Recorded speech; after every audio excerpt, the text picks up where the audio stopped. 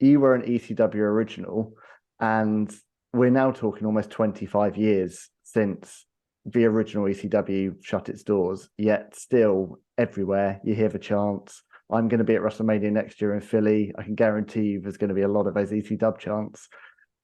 What is it? You were there at the time. I only saw it through a TV screen. What was it about that was just so special, and why all these years on has no one really been able to recapture that magic? What we have there is the original BW outfit from the original November to Remember '96. Somebody made me a BWO championship belt for myself, for Nova and Meanie. That was a very great gesture. And there's the original ECW tag team championship belt. Yeah. So I'm not really like, I'm just somebody like, my wife was more like, put that stuff up to honor the career, and that's honoring the people around me. When I look at that, I don't think about what I did. I think about Raven with the tag belts. I think about Meanie and Nova. Think about Paul. Think about the people that made the BWO.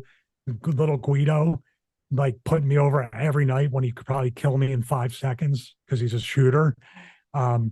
But that's all those people I mentioned, and then many, many more. Sabu, Taz, the Eliminators, all these people had their own. Rob Van Dam. I'm trying not to leave anybody out.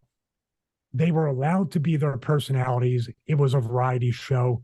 Everybody who was on the screen there, including myself, because I was a clueless putz back then. I was a kid that was very naive. It all translated into authenticity on your television. And that's why people still say it's not the crazy stuff, even though we did crazy stuff. It's not the people that came through or anything like that, which almost everybody came through ECW before going to WCW and WWE or Japan or whatever. It's basically authenticity. What you saw were real people turned up to 11. Yeah. And that's why I think the characters live on today, and the promotion lives on, because the promotion in itself was 100% authentic. Did you have any sense when you were going through that time? So we're talking about 1996, you're in this, it's affectionately referred to as the bingo hall, but you're in this very, very small community, but this community of unbelievably passionate fans. Did you have any sense at the time that you were in the midst of this complete kind of cultural zeitgeist that would end up changing the face of wrestling? I would dare to say, if you talk to anybody else, I mean, I'm sure Paul Heyman did. I'm sure he knew. Well, I didn't know at all. We were just trying to get through that show or that week or that month. I don't know if Paulie knew, because Paul was just trying to keep it afloat. He was too busy trying to keep it solvent, trying to get a pay-per-view, trying to keep the doors from closing from day one. So when day one was Todd Gordon, Eddie Gilbert, those guys. ECW is kind of like Impact is right now. You just assume it can't last much longer. So, and that's why guys would leave too, because you're not making much money, and we don't know how long this is going to last. WWE, of course, could go out of business, but almost did, but nowhere close to like where ECW was. But now that we look back at it, it's just like we're over the legend. We got to do what every wrestler wants to do. And we got to do multiple instances of creating memories. Yeah. If you get one thing in your wrestling career that lets people know, like, or makes people remember you 25 years later, I'm blessed enough, I think, to be remembered for tagging with Raven and being in the group, the BWO, Right to Censor, BWO again in WWE, which we got to do it again.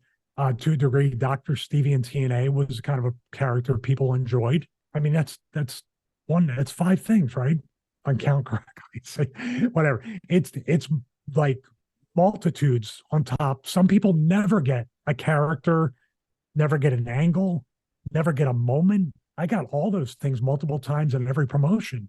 How much of that was you versus what creative gave you? Like, for example, the BWO, I've always been curious, who came up with that idea, and did you just see it as kind of a one-shot deal and then it just kind of went on and on and on, or did you think it had legs?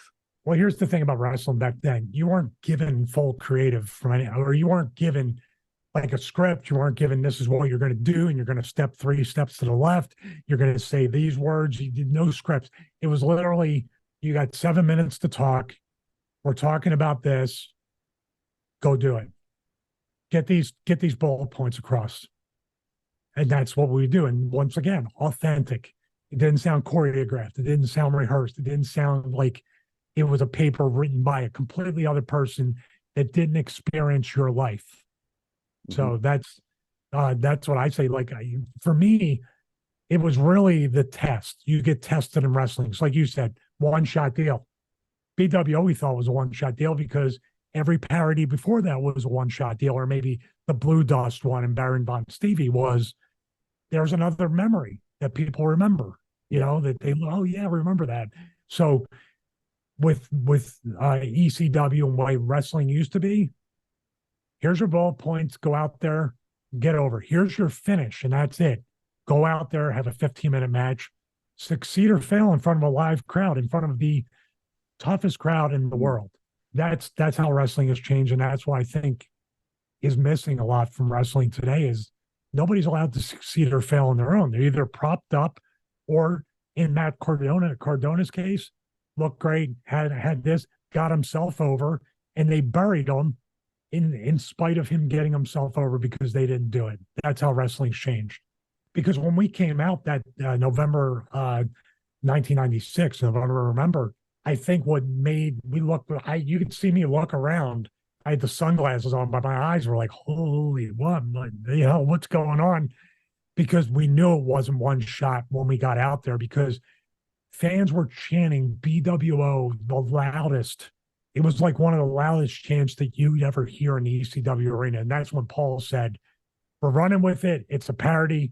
I can make T-shirts. And when the T-shirts sold out, we knew that we're sticking with this for a while. Yeah, I mean, you and your time at ECW, you were involved in some incredible firsts. As I said, you're an ECW original. You're on the first Japanese tour of ECW. You're in the first main event of the first pay-per-view, Barely Legal in '97. Yeah, that was scary. to be in that ring on that night. Oh my God, I remember sitting there and Sandman and Terry and I were talking over a little bit of. There are some things you have to talk over with weapons and stuff, and kind of like block it out, but which didn't go the way we blocked it out anyway. So we wasted our time. Should have just thrown them at each other.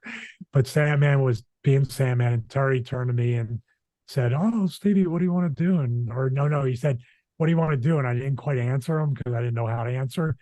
And he goes, "What are you thinking?" And I was like, "What the hell am I doing here?" I mean, look at you.